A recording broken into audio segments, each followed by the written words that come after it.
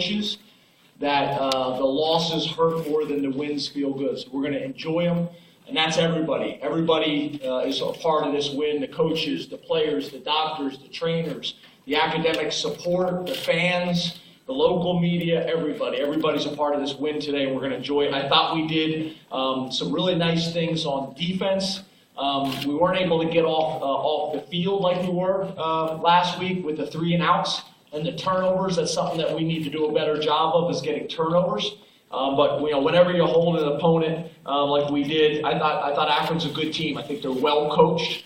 I think they got really good speed and athleticism. I think the quarterback's a really good player, and I think we held them, to 3 points. So I think that was a real positive.